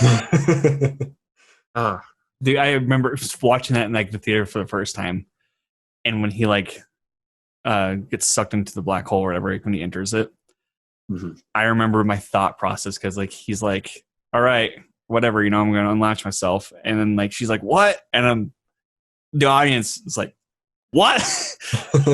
Like you're our main character. You're just gonna like sacrifice yourself. What are you doing? Because little do we know that there's more to it. And none of that third act, dude. Like none of that whole third act of him entering that is like in the promos at all. No. Like that was what a great fucking third act, dude. Yes. I love it. Yeah. Yeah. I could talk about Interstellar for days. More movies need to say less with their trailers. Damn it. Yes. But also include more. Yeah, that's what's good. That's all good. It's like every other movie I go and see the trailer for. It's like, great, I know the whole story. I know every single character conflict. I know every twist. You didn't even try to hide it. Why should I go see the movie? I know how it turns out, and it's boring. So Tenet kind of ruined that too, showing the bullet going back into the gun and then having the voiceover explain, it's reversal. A little bit, but there's still a lot of, at least I still have a lot of curiosity on how he's going to play with that. Yeah, I mean, yeah, there's a curiosity. I don't know. Films. I love it. Yeah, how do you hope you can inspire others by pursuing cinematography and showcasing your work? I look at some of the films that are held up as just great cinematography pieces, like Lawrence of Arabia or 2001 even, and just the way that some of these artists are able to create these images that are as resonant with people now than they were then and are still every bit as beautiful. I think that's a really exciting prospect. Just being able to, because it doesn't really come down to making a name for yourself. Because I mean, most of these cinematographers, unless you're into cinematography, you don't know who shot these things, but everybody knows these shots.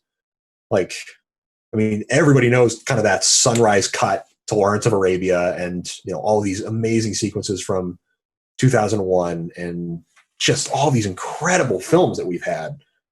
And just being able to, the idea of creating an image that can outlast you for 100 years or more. I mean, we still watch stuff from the really early years of film and still find it beautiful and inspiring. So just that idea of being able to create something that people can see in a totally different culture, in a totally different time, and still find something that speaks to them. I think that is a really exciting prospect. It's interesting is that I was talking to my sister yesterday because she called me and she was listening to this podcast where this podcaster is talking to these filmmakers or actors. I think they're actors, but they were talking about their new movie called Judas and the Black Messiah, about the Black Panther.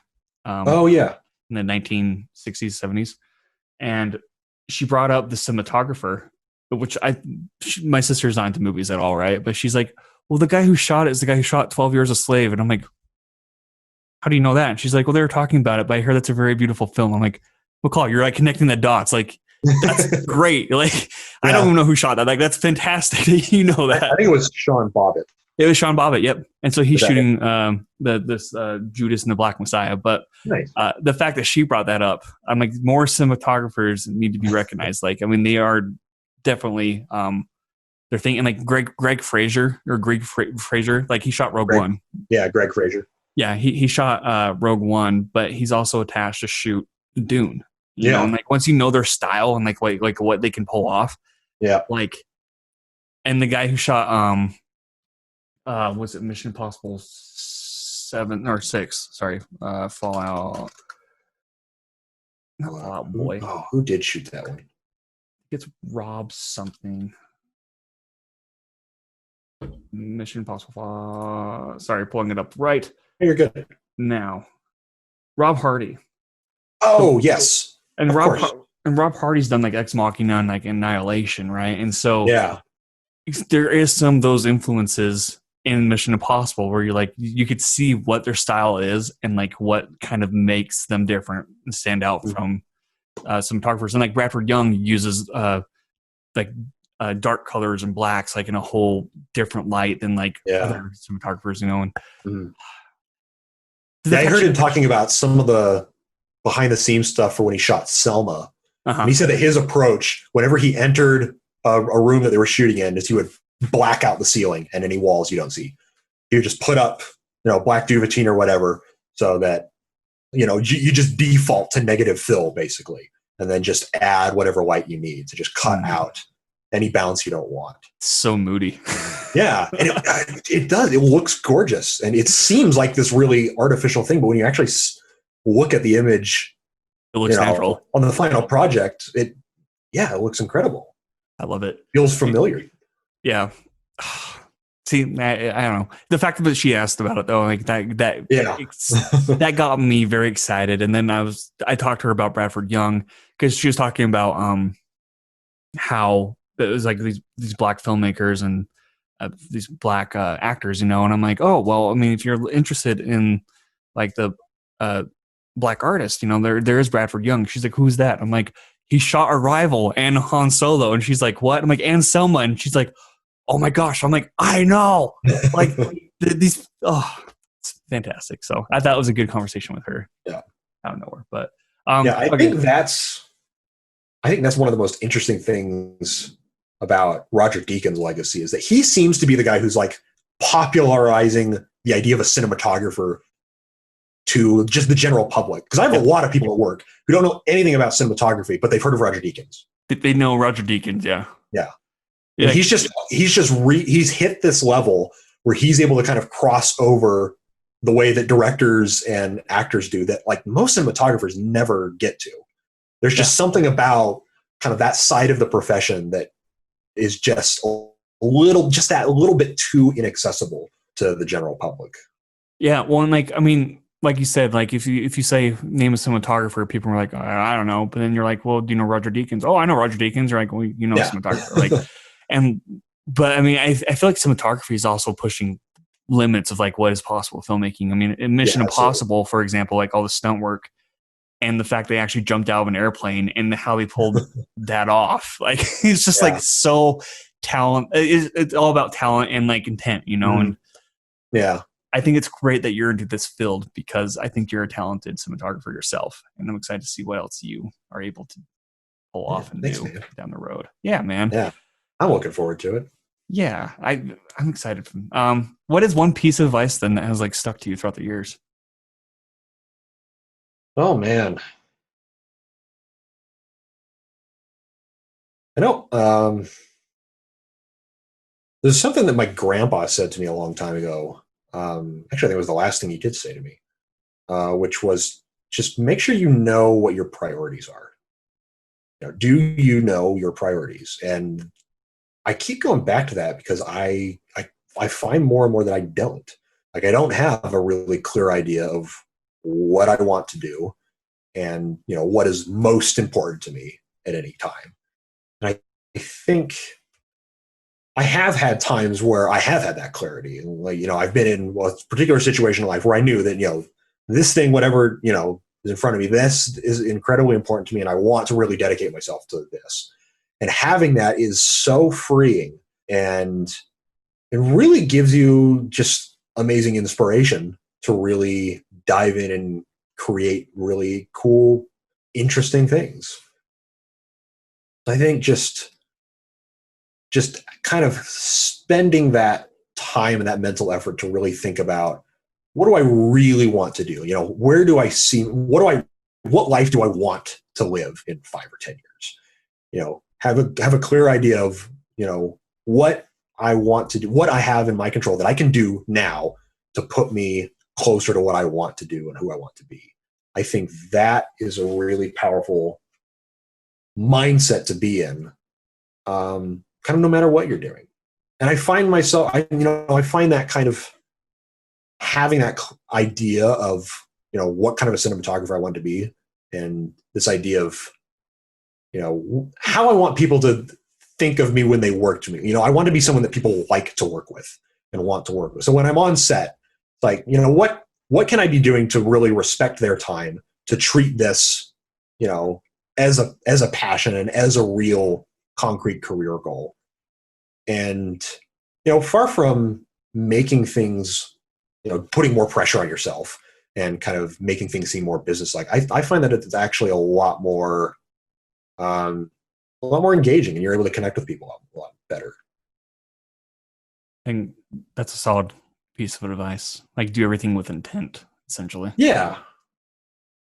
I think that's very applicable across like all aspects of life, if you will, Mm-hmm. like work, personal life. Yeah, absolutely. Making some food.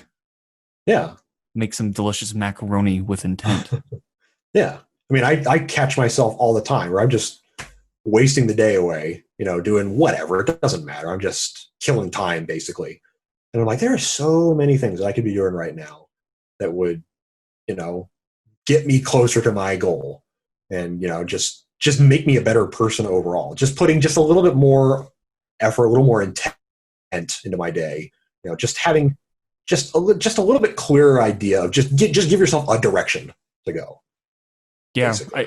I've related a lot to that recently, especially because I feel like being in this pandemic and the quarantine or whatever, I find myself scrolling through Facebook a lot more often than not, and Twitter. Mm-hmm. And there's times I'm sitting on the couch, I'm doing it for like a half hour straight, trying to find some sort of story.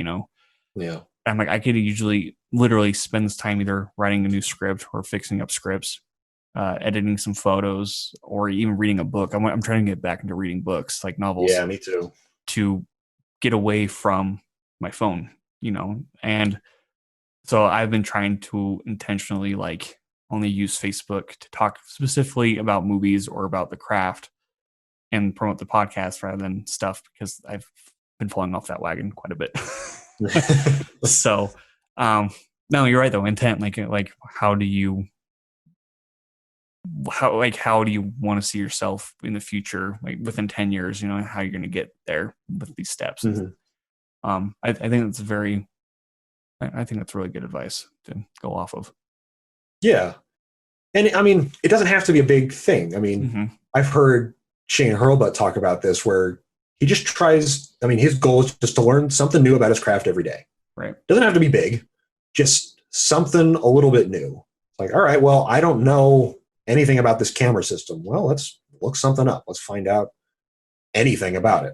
I mean, I found out a little while ago, I'd never gotten to use an RE system, but on their website, you can go to their website and they have a virtual version of the like camera operating system. Really? Like you can just play with like a virtual camera to like practice changing the settings and navigating through the menus. So I looked through that, and I've never touched an RE camera in my life, but now like I actually know where I would go. If I had one in my hands, I could actually operate it okay. Yeah, and I think YouTube has a lot of beneficial videos of like how to work Absolutely, yeah. cameras, and people talking about like giving tips and advice, like do's and don'ts with certain cameras. Mm-hmm. Have you played with Cinetracer though? Not yet. No, I've watched a bunch of stuff for it, and I follow his progress on it. Yeah, it's interesting. I don't use it nearly as much as I kind of wished I did. And like that's something I wanted to do in the beginning of quarantines, to like make storyboards for shorts projects, or whatever, and use this program to have it already for like when this pandemic's done. We're like, hey, who wants to shoot? Here's all these storyboards. Boom. Yeah.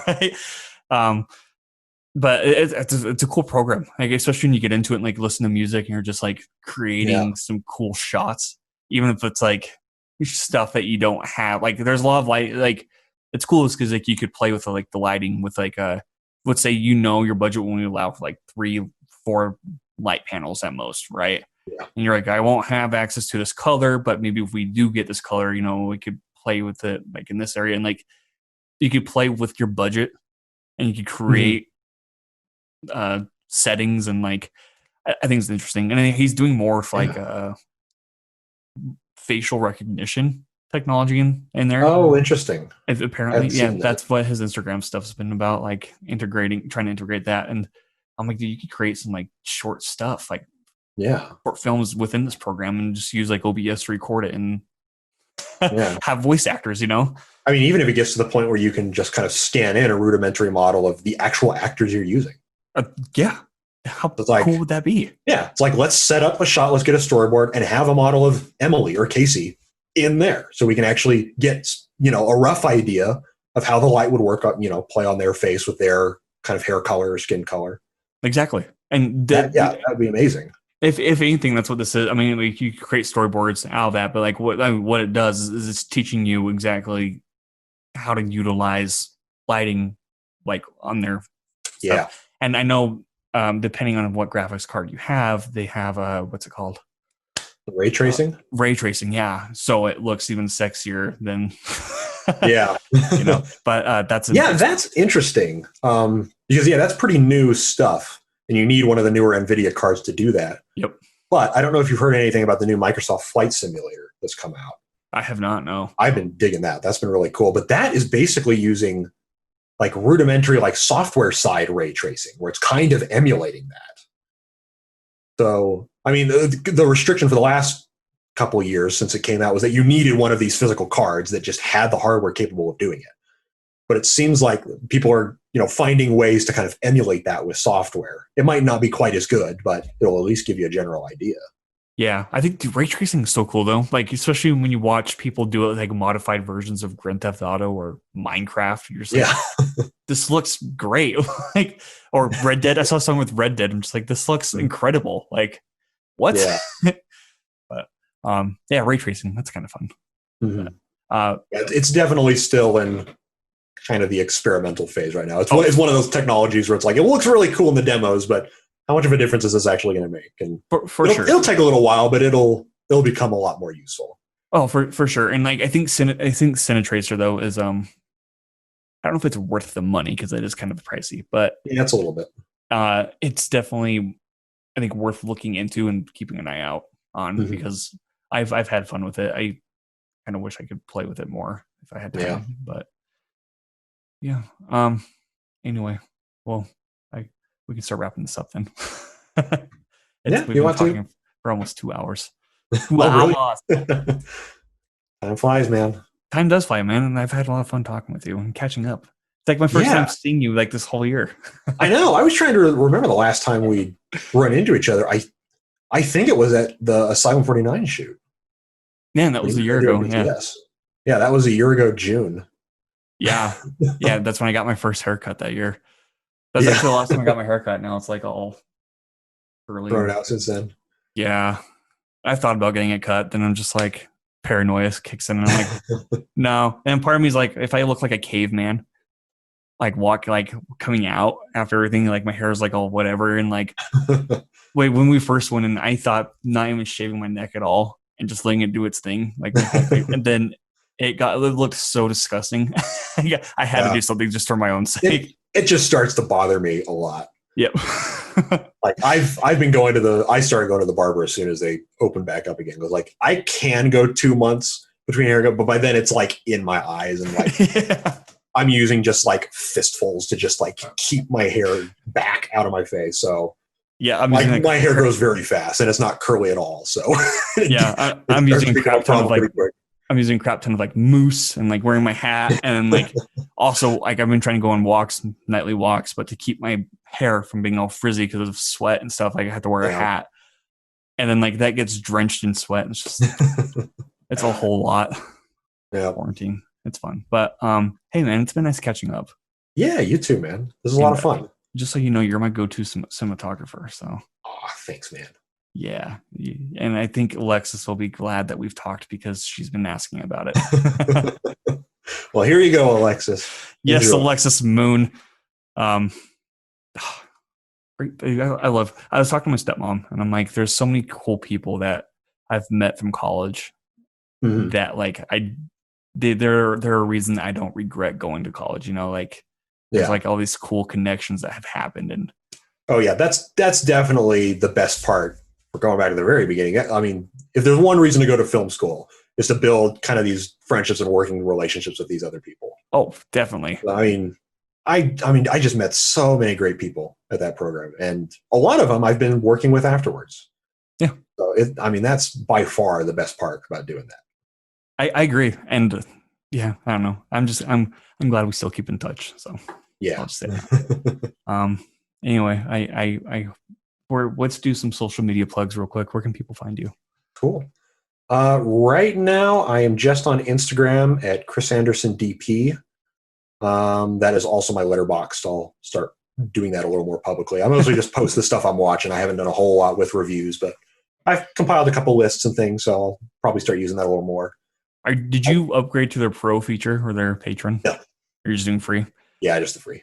I recently upgraded to pro just because I want to see my stats Oh of yeah. like favorite directors. And my number one director that I've watched most of their films is like Steven Spielberg.